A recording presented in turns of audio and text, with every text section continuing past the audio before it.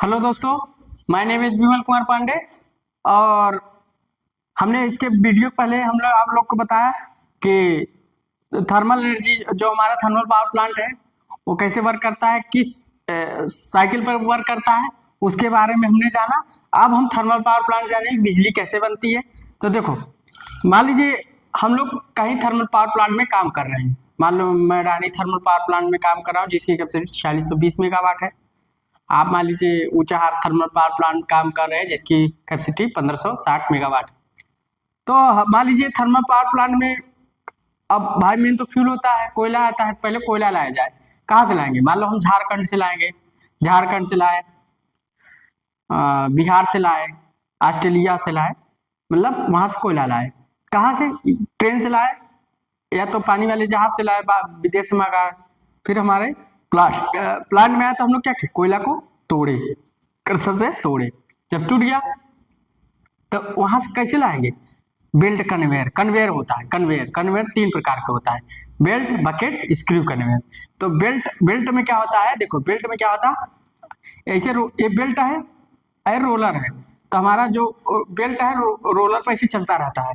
तो हमारा जो चलता रहता है। और क्या होता है, हमारा जो बेल्ट का एंगल होता है 20 डिग्री एंगल होता है और 60 से 100 आरपीएम होता है। 60 से 100 टन पर घंटा कोयले लाने की कैपेसिटी होती है। उसके बाद बकेट कन्वेयर में क्या होता है, ऐसे एक एक्सेल होता है, उस पर बकेट चारों तरफ बने होते हैं। बकेट का जो एंगल होता है 60 अंश होता है और जो 75 टन पर आवर्स इसकी कैपेसिटी होती है, 60 आरपीएम इसकी स्पीड होती है। उसके बाद स्क्रू कन्वेयर से एक शाफ्ट होता है, इस पर कुंडली होती है, ऐसे घिरी होती है।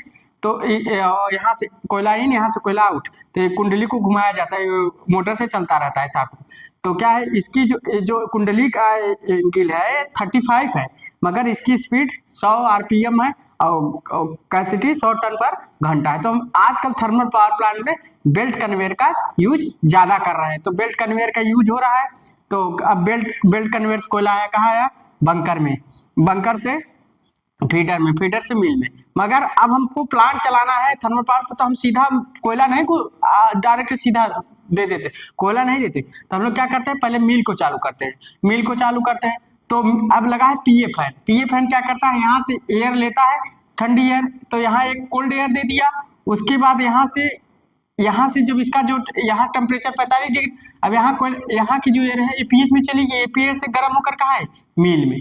तो मिल में कोल्ड एयर, हॉट एयर दोनों दिया जा रहा है। क्यों? कि मिल का टेम्परेचर मेंटेन किया जाए, मिल से मॉइस्चर निकाला जाए। तो मिल का जो टेम्परेचर मेंटेन होता है 120 डिग्री सेंटीग्रेड होता है। अब क्या हुआ, मिल का टेम्परेचर हमने मेंटेन कर लिया। अब मिल में क्या होते हैं, रोलर होते हैं जो 120 डिग्री सेंटीग्रेड पर स्थित होते हैं, 120 डिग्री सेंटीग्रेड पर स्थित होते हैं।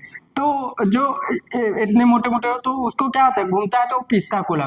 तो उसके बाद क्या की, बंकर से हमने कोयला, बंकर का आउटलेट को खोल दिया, फीडर का आउटलेट गेट खोल दिया, तो मिल में कोयला चला गया। अब जो बंकर तक कोयला है, फीडर तक कोयला है, उसकी जो साइज है तो 100 से 80 mm होती है।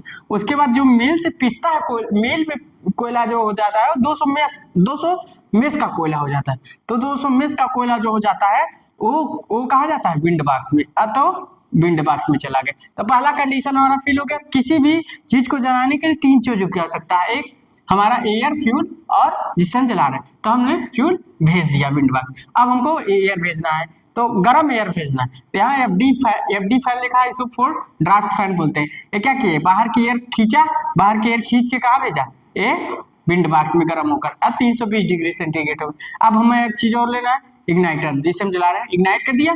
अब आग जल गई, एनर्जी, हीट एनर्जी उत्पन्न हो गई, फ्लू गैसें उत्पन्न हो गई।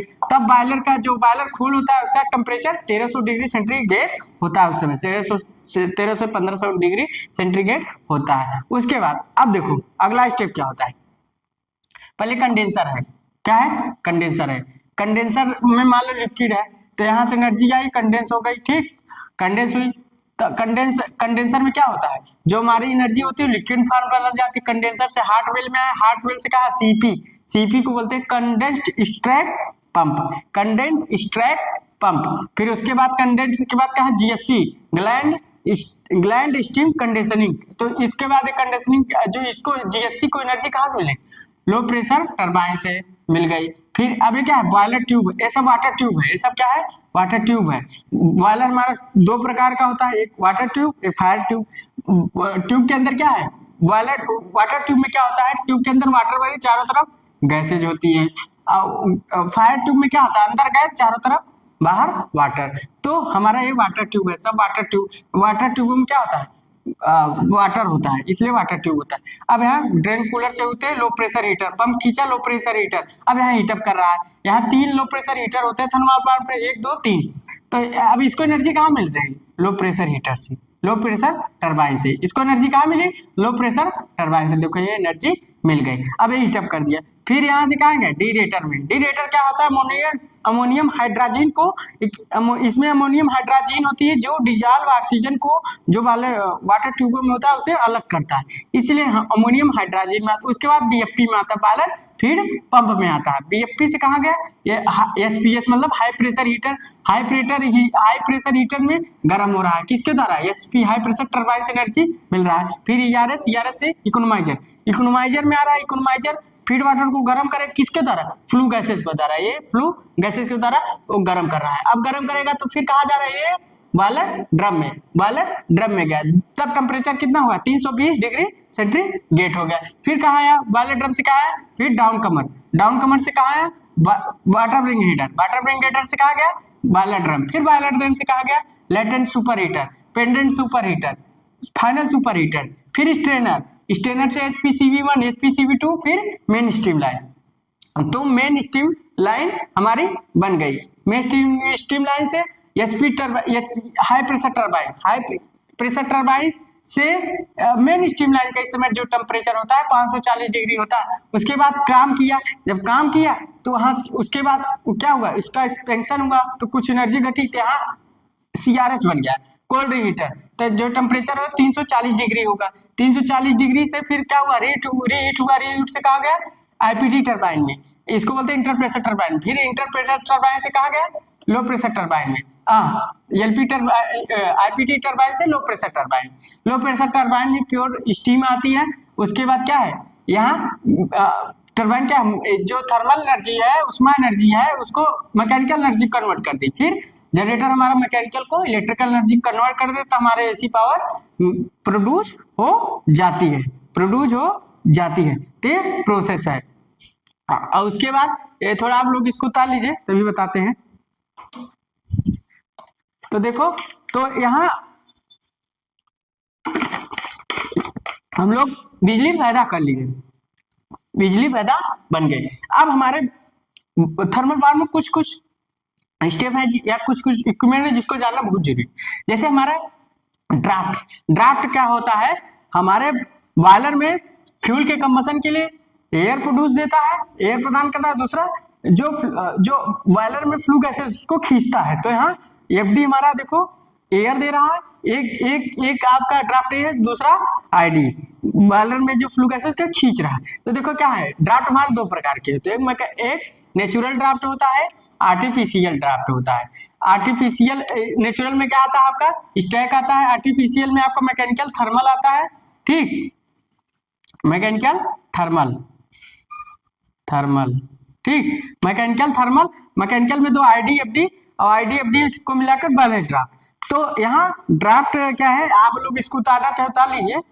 तो हमारा ड्राफ्ट दो प्रकार का होता है, एक होता है क्या नाम है नेचुरल, दूसरा होता है आर्टिफिशियल। तो उसके बाद मैकेनिकल थर्मल, मैकेनिकल में होता है IDFD, induced draft, force draft, balance draft. तो आपका क्या है, ड्राफ्ट है, इसको उतार लीजिए। तो यहाँ हम लोग जाने कि ड्राफ्ट क्या होता है, ड्राफ्ट कितने प्रकार से होते हैं। अब हम लोग जानेंगे सूट ब्लोअर क्या होता है, सूट ब्लोइंग बोलते हैं, सूट ब्लोइंग क्या होता है, सूट ब्लोइंग क्यों करते हैं, कहते हैं सूट ब्लोइंग करना है। देखो बताते हैं,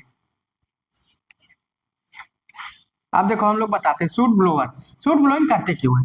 देखो सूट ब्लोइंग इसलिए करते हैं, मान लो क्या हुआ कि हमारे इन ट्यूबों में सुपर हीटर का ट्यूब, रीहीटर का ट्यूब, इकोनोमाइजर ट्यूब और इवेपोरेटर का ट्यूब। इन ट्यूबों में क्या है, मान लीजिए ऐस मोटी मोटी परत चपक गई, ऐस मोटी मोटी परत बन गई है। तो मोटा मोटा क्या हुआ, जो फ्लू गैसेज अपना एनर्जी नहीं दे पा रहा है, एनर्जी नहीं दे पा रहा है, तो फ्लू गैस यहाँ से होते हुए यहाँ का टेम्परेचर यहाँ बढ़ जाएगा, तो फ्लू गैसेज का टेम्परेचर बढ़ गया, पहला कंडीशन। दूसरा, जो जो इन ट्यूबों में एनर्जी जानी चाहिए वो उससे क्या होगा, स्टीम नहीं बन पाएगा सही से। तो दूसरा कंडीशन, इसी कारण हम लोग क्या करते हैं, सूट ब्लोइंग करते हैं। क्या करते हैं, सूट ब्लोइंग करते हैं, सूट ब्लोइंग करते हैं। तो सूट ब्लोइंग हमारा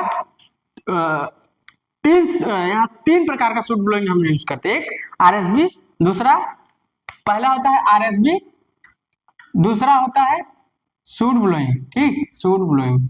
तो सूट ब्लोअर, तो सूट ब्लोअर हमारा एक होता है आरएसबी, इसको बोलते हैं रोटेटिंग सूट ब्लोअर या फिक्स्ड सूट ब्लोअर। क्या बोलते हैं, रोटेटिंग या fix suit blower, suit blower.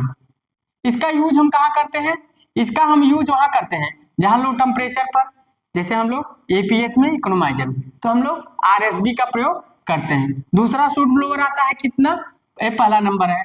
दूसरा सूट ब्लोअर आता है एल आर एस बी, इसको बोलते हैं long retractable soot blower, long retractable soot blower. इसका हाई टेम्परेचर पर हम उपयोग करते हैं। हाँ, अब जान लीजिए एलआरएसबी हमारे थर्मल पावर प्लांट में 18 होते हैं, लगभग 18।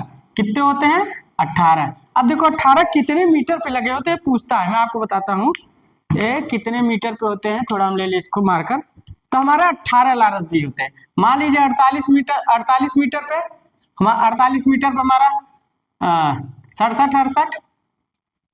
67 नंबर का एलआरएसबी। उसके बाद 44 मीटर पर हमारा कितने नंबर का है, 44 मीटर पर हमारा मान लीजिए आपका 71, 73, 75 एलआरएसबी। इसी को कर दो 72, 74, 76। उसके बाद 41 मीटर पे कितने एलआरएसबी लगे होते हैं, 66, 80, तो ये होगा 59, 79। उसके बाद 41 हो गया, 44, 48, 41। उसके बाद 35 मीटर, 35 मीटर पर देखो कितना, 35 मीटर पर हमारा हो गया 70, 78, तो क्या हो गया 69 और 77। उसके बाद 34 मीटर पर, 34 मीटर पर हमारा एलआरएसबी लगा होता है 81, 82। तो आप लोग इसको याद रख सकते हैं। देखो हर जगह थर्मल पावर प्लांट में जो प्रैक्टिकल रूम से काम कर रहे हैं पूछता है कि कौन से मीटर पे कितने नंबर के एलआरएसबी, आप जिस प्लांट में करें कितने नंबर के एलआरएसबी लगते हैं। तो आप लोग इसको लिख सकते हैं कि 48 मीटर पे 67, 68, 44 मीटर पे 71, 73, 75, 44, 41, 44, 41, 35, 34। तो हर जगह अलग अलग मीटर पे अलग अलग होते हैं, या आप एक मान सकते हैं, बता सकते हैं। तो 18 एलआरएसबी का प्रयोग कर रहे हैं, ठीक, 18 एलआरएसबी का प्रयोग कर रहे हैं। आप लोग इसको उतार सकते हैं, उतारना चाहें तो 18 एलआरएसबी का प्रयोग हम लोग करते हैं।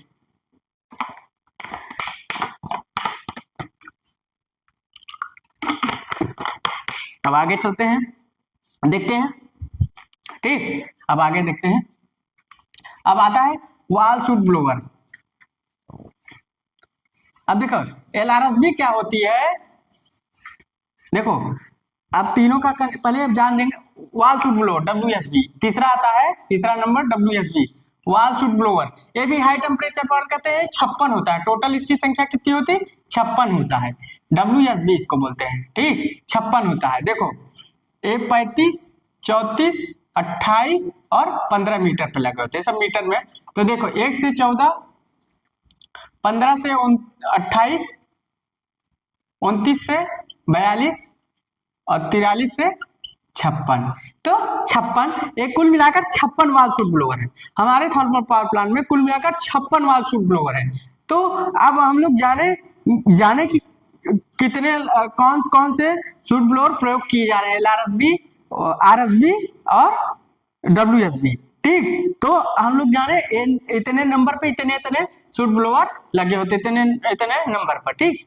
अब हम लोग इसको मिटाते हैं। अब जानते हैं कैसे काम करता है आरएसबी, कहाँ काम करता है। देखो आरएसबी में क्या होता है, ऐसे एक क्या होता है, इसे फिक्स होता है।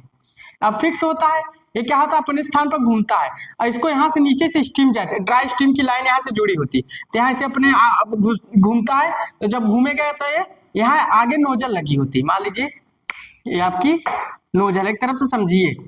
अब देखो यहाँ से स्टीम की लाइन गई है नीचे से, अब यहाँ एक घूमेगा, यहाँ नीचे से पीछे से मोटर कनेक्ट रहती है, इसे घुमाते, अब यहाँ घूमेगा तो बॉयलर की ट्यूबे से जो वो है सब निकल जाएंगे, निकल जाए, देखो घूम रहा है ना, घूम रहा है, मतलब अब यहाँ नोजल लगी है, तो यहाँ क्या है, स्टीम जाती है, स्टीम क्या है चारों तरफ से इसके जो ऐसे इसको बाहर कर देती है, तो यहाँ देखो स्टीम नीचे से लगी घूम रहा है, तो फिक्स्ड है बस अपने स्थान पर। ए RSB है। अब LRSB लॉन्ग रेक्टेबल सूट ब्लोअर क्या होता है, लंबा राड होता है, ये क्या होता है, ये जब अंदर जाता है तो ये ऐसे जाता है अंदर, अंदर से देखो ये यहाँ से जा रहा है, देखो ये जा रहा है, तो LRSB काम वही है। यहाँ देखो पहले देखो अब मोटर जुड़ी है, तब देखो ये जाएगा, ये LRS लंबा होता है इसलिए LRSB बोलते हैं। उसके बाद वाल सूट ब्लोअर क्या होता है, वो भी ज्यादा लंबा नहीं होता, वो उसका क्या होता है, छोटा होता है, बहुत ज्यादा, ये देखो बहुत बड़ा नहीं होता, ये बस इतने गया, उसके बाद इसे घूमता है, क्या है, तो वह सूट ब्लोअर। तो हम लोग सूट ब्लोअर के बारे में जाने कि सूट ब्लोअर होता है क्या, सूट ब्लोअर का क्यों प्रयोग करते हैं। अब हम लोग कभी जाने कि जो चिमनी से धुआं निकल रही है वो ब्लैक क्यों है, ब्लैक इसलिए है कि हमारा होता है, देखो अब हम लोग जानते हैं, देखो अब बॉयलर में क्या है, बॉयलर में क्या है, बॉयलर में क्या है, अब जो ऐसे इकट्ठा हुई, ऐसे इकट्ठा हुई, तो जब ऐसे इकट्ठा हुई तो क्या हुई, बॉयलर में भी राख आई, राख आई, तो बॉयलर में जो ऐस आ रहा है तो उसको भी बाहर करना है, तो बॉयलर में जो ऐस डिस्पोजल हो रहा है हम लोग 3 मेथड से निकालते हैं, एक मैकेनिकल, दूसरा हाइड्रोलिक, तीसरा pneumatic मेथड। तो मैकेनिकल, हाइड्रोलिक, pneumatic मेथड। तो मैकेनिकल समझिए, मैकेनिकल ठीक, मैकेनिकल, दूसरा हाइड्रोलिक, हाइड्रोलिक, हाइड्रोलिक। तो देखो मैकेनिकल में क्या होता है, पहले हाइड्रोलिक और हाइड्रोलिक, और तीसरा क्या होता है पेन्यूमेटिक मेथड, पेन्यूमेटिक, पेन्यूमेटिक मेथड। तो देखो अब मैकेनिकल में जब जान लेते हैं मैकेनिकल में होता है क्या, मैकेनिकल में क्या होता है, ऐसे ट्रफ होती है, ऐसे ट्रफ होती है, ऐसे ट्रफ होती है, और यहाँ से क्या होता है, पानी के ट्रफ में गिरती है नीचे, ऐसे चैन लगा होता है, देखो आप लोग यहाँ समझिए, चैन टाइप होता है, ऐसे छोटा सा, ऐसे देखो यहाँ ट्रफ होती है और फिर नीचे से ऐसे चैन लगा होता है, यही बिन गेट लगता है, यही बिन गेट पावर सिलेंडर ऐसे चारों तरफ लगा होता है, तब यही गाड़ी खड़ी होती है, मान लो आपका गाड़ी खड़ी है, ठीक, अब गाड़ी खड़ी है तो यहाँ से क्या होता है, बिन गेट होता है, इसमें क्या होता है, अब ये पानी का ट्रफ है, इसे बोलते हैं पानी का ट्रफ, इसे समझो पानी का ट्रफ है, ठीक, पानी का ट्रफ है, इसी पानी के ट्रफ में ऐसा आती है, ऐसा आती है तो क्या है, अब यहाँ नीचे चैन लगा होता है, ये पानी के ट्रफ में अब ऐस क्या होता है, खींचता है, मतलब इसको ऐस को खींचता है कौन, ये जो चैन लगा होता है, तो ये SSC टाइप, इसमें SSC टाइप बॉटम इसे बोल सकते हैं, समराइज स्क्रैप चैन कन्वेयर, समराइज स्क्रैपर चैन कन्वेयर, ठीक, तो इसमें SSC टाइप बॉटम आता है, ठीक, तो समराइज स्क्रैपर चैन कन्वेयर। तो अब SSC टाइप इसमें बॉटम का प्रयोग किया जाता है, क्योंकि इसमें पानी का ट्रफ होता है, अभी हम इसको वीडियो से दिखाएंगे, आपको प्रैक्टिकली दिखाएंगे, इसी के बाद तो आपको हम दिखाएंगे, उसमें जोड़ेंगे, तो आप लोग जान जाएंगे कि हाँ इसमें ऐसा होता है, ऐसे जलता है, तो इसमें क्या होता है, पानी के ट्रफ में गिरता है तो नीचे चैन लगी होती है, तो चैन खींचता है, ऐसे खींचता है, तो यहाँ हापर लगा होता है, यहाँ देखो अब क्या होता है, यहाँ हापर में गिरता है, ये हापर होता है, अब देखो यहाँ से ऐसे उठाया, यहाँ से चैन लाया, यहाँ हापर है, देखो यहाँ से ऐसा किया, यहाँ हापर लगा होता है, हापर लगा होता है, हापर में क्या होता है, अब यहाँ से ऐस जमा हो गई, तब यहाँ क्या हुई, बिन गेट लगा होता है, बिन गेट लगा होता है, यहाँ से पावर सिलेंडर से यहाँ पावर सिलेंडर से बना होता है।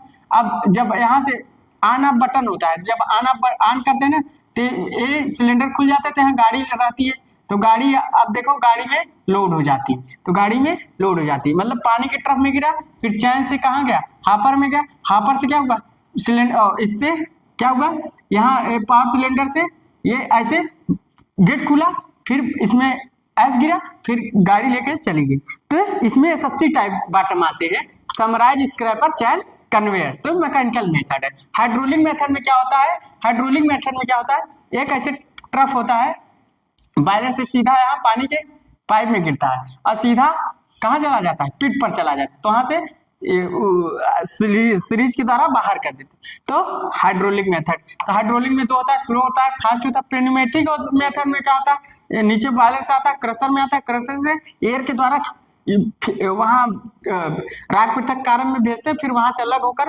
हापर में गिर जाता है, फिर उसके बाद बाहर चला जाता है। तो एक एसएससी टाइप बॉटम होता है, एक वेट टाइप बॉटम होता है और पेन्यूमेटिक टाइप बॉटम होता है। तो हम लोग एट डिस्पोजल 3 मेथड पढ़े, मैकेनिकल, हाइड्रोलिक और पेन्यूमेटिक मेथड। अब हम लोग जानेंगे कि जो हमारा एफडी, एफपीए और मील और क्या है आईडी, ये जो देखो मोटरें लगी होती किस किस कंपनी की बनी है, जैसे आईडी फैन की मोटर है, आप आईडी फैन की मोटर जानिए, आईडी फैन, आरपीएम जानिए, पीए फैन पहले जान लीजिए, पीए फैन है, आरपीएम जान लीजिए। इसकी स्पीड जो होती है 1480 आरपीएम होती है, और किलोवाट, कितने किलोवाट की मोटर लगी होती है, तो 1625 किलोवाट की। उसके बाद किस कंपनी ने बनाया, भेल कंपनी ने।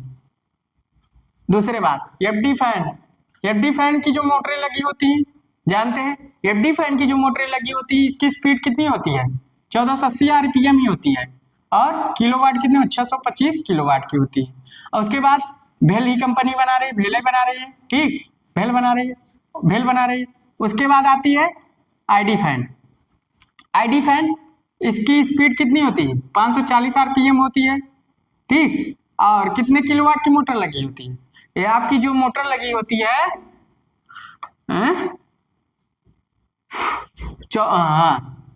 1650 किलोवाट की, ठीक। उसके बाद आता है सील एयर फैन, देखो बताते हैं seal air fan, seal air fan की मोटर होती है, सील एयर फैन की जो मोटर होती है वो कितने किलोवाट, स्पीड कितनी होती है, 1480 ही होती है, 1480 आरपीएम होती है, और क्या नाम है, किलोवाट कितनी, 645 किलोवाट की मोटर होती है।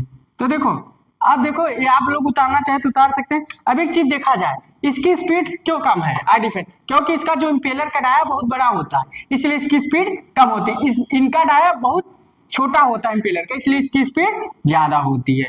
तो अब हम लोग जान गए कि जो आईडी फैन है, एफडी फैन है, पीए फैन है, वो कितने स्पीड पर कितने किलोवाट की मोटर किस कंपनी ने बनाया, लोग जान लिए, इसको आप लोग उतार सकते हैं।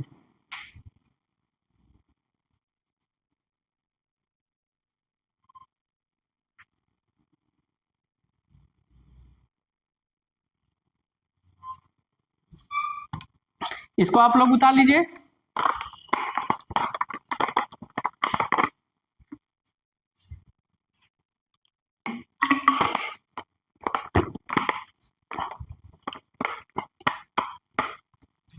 अब हम लोग चलते हैं, अब देखो सील एयर फैन क्या करता है, थोड़ा जान लेते हैं seal air fan. Seal air fan क्या है, मान लीजिए मिल है, ये पीए फैन की लाइन गई है, तो यहाँ एसएफ फैन लगा दी, एसएफ सील एयर फैन। अब यहाँ क्या किया, ये पीए फैन से इससे सक्शन लिया है और फिर यहाँ मिल को सीलिंग कर देता है, ये मिल है, तो मिल के सीलिंग के लिए सील एयर फैन का प्रयोग कर रहे हैं। जो मिल में है, मिल की बात करें, मिल में जो मोटर लगी भेल ने बनाई है, भेल ने बनाई है, और जिसकी स्पीड कितनी है, 600 आरपीएम है, 600 आरपीएम है, कितने किलोवाट की मोटर लगी है, 425 किलोवाट की मोटर लगी है। तो आप लोग इसको बारे में जान गए कि सील एयर फैन क्या करता है, क्या काम है, क्या काम है, तो उसके बारे में हम लोग जाने कि सील एयर फैन क्या है, सील एयर फैन काम कैसे कर रहा है। तो हम लोग आज जो जान रहे हैं वो प्रैक्टिकली चीज जान रहे हैं कि इसे काम करता है, कितने मील लगे होते। आप देखो यहाँ से इसको उतार लीजिएगा, यहाँ से जो मील से चलता है तो यहाँ का स्टॉप गेट लगा होता है, ऐसे लगे होते, स्टॉप गेट हमेशा खुला रहता है, अगर स्टॉप गेट बंद कर दे तो फ्यूल जाएगी, नहीं तो स्टॉप गेट हमेशा खुला रहता है, बोलते हैं स्टॉप गेट बोलते हैं, ठीक, नाइफ गेट, इसे क्या बोलते हैं, नाइफ गेट। देखो हम स्टॉप गेट लिखे हैं, इसे क्या बोलते हैं, नाइफ गेट, नाइफ गेट। तो ये नाइफ गेट लगा होता है, इसे बोलते हैं नाइफ गेट। मिल से जो एयर गई तो यहाँ नाइफ गेट लगे होते हैं, नाइफ गेट लगे होते हैं। तो नाइफ गेट ऐसे खुला होता है, ऐसे खुला होता है, तो वहां से एयर चली जाती है। तो ये सारे वो है। अब देखो, अब हम लोग जानते हैं कि प्रिसिपिएटर, प्रिसिपिएटर क्या है, और छेपक, मतलब जो फ्लू गैसेस है, फ्लू गैसेस में ऐसा होता है उसे कलेक्ट करना, इसलिए और छेपक आया। तो प्रिसिपिएटर आपका 3 टाइप का होता है। एक देखो ए, तो इसमें एक ईएसपी का हम लोग किए हैं, इलेक्ट्रोस्टैटिक प्रिसिपिएटर। तो आप देखो यहाँ प्रिसिपिएटर 3, एक मैकेनिकल होता है, एक हाइड्रोलिक होता है, एक क्या होता है, इलेक्ट्रोस्टैटिक होता है। तो मैकेनिकल में क्या होता है, सिंडर कैचर होता है, साइक्लोन सेपरेटर होता है, और प्रिसिपिएशन होता है। उसके बाद क्या होता है, मैकेनिकल हो गया। हाइड्रोलिक में क्या होता है, स्टीम जेट लगा होता है, स्टीम लगाता है। और ऐसे ईएसपी में क्या होता है, ऐसे प्लेट्स होती हैं, मान लीजिए आपका प्लेट्स लगी है, अब देखो ऐसे प्लेट्स होती हैं, देखो ऐसे प्लेट्स लगी होती हैं। इसे बोलते हैं emitting electrode, emitting electrode EC, emitting electrode. ऐसे बोलते हैं कलेक्टिंग इलेक्ट्रोड सी। ये दोनों कलेक्टिंग इलेक्ट्रोड, ये दोनों पॉजिटिव से जुड़ी होती है, ग्राउंड होती है दोनों। तो और ये क्या होते हैं, निगेटिव से जुड़ी होती है। इस पर डीसी वोल्टेज देते हैं, लगभग 80 केवी तक डीसी वोल्टेज देते हैं, 80 केवी तक। तो क्या होता है, यहाँ से जब ऐसे अंदर आई तो प्लेट से टकराई, प्लेट से जब नहीं यहाँ से आई, तो यहाँ क्या है, अब मान लीजिए यहाँ से अंदर आ रही है, यहाँ से अंदर आ रही है, तो यहाँ से फ्लू गैस अंदर आ रही है, फ्लू गैस आ रहा है, तो क्या आ रहा है, आयनाइज्ड कर देगा, कोरोना इफेक्ट हो रहा है। तो कोरोना इफेक्ट कर दे रहा है, तो क्या है, जो ये पॉजिटिव और निगेटिव में अलग हो जा रहे हैं। तो यहाँ क्या होता है, कलेक्ट पॉजिटिव है तो अट्रैक्ट कर लेगा, तो यहाँ पर गैसेज, फ्लू गैसेज चिपक जाती है। तो यहाँ हैमर के द्वारा हैमरिंग करके नीचे गिरा लिए, तो यहाँ पर होता है, देखो यहाँ पर में गिर जाता है। तो मान लो ईएसपी क्या होता है, इफिशिएंसी कितनी होती है, 99.99। अब मान लो ये चिमनी से जो फ्लू गैसेज निकल, उसका क्या है, जो धुआं काला काला, बहुत ज्यादा काला काला, कि इसका मतलब इफिशिएंसी हमारा, ईएसपी हमारा प्रॉपर वर्क से नहीं कर रहा है, इसलिए बहुत ज्यादा काला काला धुआं है। क्योंकि जो इसमें से ऐसे पूरा तरीके से कलेक्ट नहीं हो पाए, तो उस समय ईएसपी की एफिशिएंसी कम हो जाती है। कहीं ना कहीं मिस्टेक है, कहीं आरएम में, कहीं सीआरएम, कहीं हैमर में, तो कहीं। तो अब हम क्या करते हैं, ईएसपी को हम लोग सही करते हैं कि जिससे हमारा क्या हो, पॉल्यूशन भी कम हो सके, और जो फ्लू गैस बहुत ज्यादा ब्लैक हो वो एकदम साफ निकल सके। ठीक, तो यहाँ ईएसपी का हम लोग प्रयोग कर रहे हैं। ठीक, तो ईएसपी के बारे में बताएंगे, डिटेल से बताएंगे, आज ऐसे समझ लीजिए। तो यहाँ ईएसपी क्या करें, ईएसपी अब जान लीजिए, हमारे थर्मल पावर प्लांट में squirrel cage induction motor, squirrel cage 3 phase squirrel cage induction motor का प्रयोग किया जा रहा है। तो चाहे आपका मिल चलाने में हो, चाहे पीए फैन चलाने में, चाहे पीएच फैन चलाने में हो, चाहे एफडी फैन चलाने में। ठीक, तो यहाँ हम लोगों ने जाना कि क्या है, कैसे होता है। अब यहाँ देखो स्टीम कैसे बनी, थोड़ा समझाते। तो यहाँ फीड वाटर आया, यहाँ से फीड वाटर आया, और यहाँ से स्टीम प्लस वाटर आया। तो यहाँ से क्या लगा होता है, साइक्लोन सेपरेटर लगा होता है। स्टीम में क्या लगा होता है, साइक्लोन सेपरेटर लगा होता है। साइक्लोन सेपरेटर लगा होता है जो वाटर और स्टीम को अलग कर देता है, वाटर स्टीम को अलग कर देता है। क्या करता है, वाटर स्टीम को अलग कर देता है। तो अब हम लोग जाने कि देखो वाटर स्टीम यहाँ कैसे अलग हो रहा है, पहले ड्रम में ही वाटर स्टीम अलग हो रहा है। मतलब यहाँ फीड वाटर है, इधर से राइजर डक्ट के माध्यम से क्या है, स्टीम प्लस वाटर तैयार, साइक्लोन सेपरेटर लगे होते हैं। तो क्या होता है, अलग कर देता है, वाटर स्टीम को अलग कर देता है। तो यहाँ हमको स्टीम मिल गई। तो अब इसके बाद हम लोग जानेंगे कि बॉयलर ड्रम क्या होता है, कैसे वर्क करता है, उसके बारे में जानेंगे। तो आज हम लोगों ने जाना कि बिजली कैसे बनती है, कैसे प्रोड्यूस होती है, सारे इक्विपमेंट के जाना, क्या क्या लगे होते हैं, कैसे कैसे काम करती है। तो अब उसके बाद एपीएच क्या होता है, एपीएच बाहर की एयर लेता है, यहाँ से बाहर की एयर लिया, अब बाहर की एयर लिया। तो अब देखो एपीएच की ड्रेसिंग करते हैं, इको की ड्रेसिंग, क्यों, क्योंकि एपीएच में जो फ्लू गैसेज होती है, भाई बाहर की एयर ले रहा है, ठंडी एयर ले रहा है, तो इसको गर्म करा फ्लू गैस, मगर जब फ्लू गैस गर्म का कुछ जो ऐस होती है इसमें गिर जाती है यहाँ पर, इसलिए एपीएच की ड्रेसिंग की जाती है। यहाँ हल्की मोटी राख होती है, यहाँ एपीएच में क्या है, यहाँ भी क्या कर रहा है, इसके ट्यूबों को गर्म कर रहा है, मगर जो फ्लू गैस क्या होती है, गर्म कर रहा है, तो जो क्या होती है, जो ऐस होती है वो इसके ऊपर में गिर जाती है, इसलिए इको की ड्रेसिंग मतलब इकोनोमाइजर की ड्रेसिंग की जाती है, इकोनोमाइजर की ड्रेसिंग की जाती है। तो हम लोग जाने सारा प्रोसेस क्या होता है, कैसे जनरेशन हो रहा है, कैसे पावर प्लांट में बिजली पैदा, और प्रैक्टिकली जाने, थ्योरेटिकली प्रैक्टिकली जाने। आप जहां जाएंगे सेम स्टेप यही चीज लगा रहेगा, सेम स्टेप। यहाँ कूलिंग टावर है, इकोनोमाइजर कूलिंग टावर से पानी लेकर एनर्जी इसकी हीट एनर्जी की बाहर कर देता है, पानी लेकर सर्कुलेट कर देता है। एक क्लोज साइकिल होती है।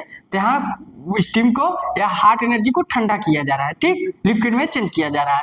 तो ये पूरा प्रोसेस जाने कि बिजली कैसे बनती है, क्या क्या लगा होता है, शट ऑफ गेट क्या होता है, मतलब शूट ब्लोइंग क्यों करते हैं, क्या नाम है, जो बॉयलर में राख है उसको कितने में बीत ले, हम लोग मैकेनिकल हाइड्रोलिक और क्या नाम है प्नूमेटिक मेथड से ले जा रहे हैं, ठीक। तो उसके बाद प्रिसिपिएशन कितने प्रकार से होते हैं बताए, एपीएच का काम क्या है, इकोनोमाइजर का काम क्या है, सारा आपका ये चीज सीक्वेंस पूछ सकता है।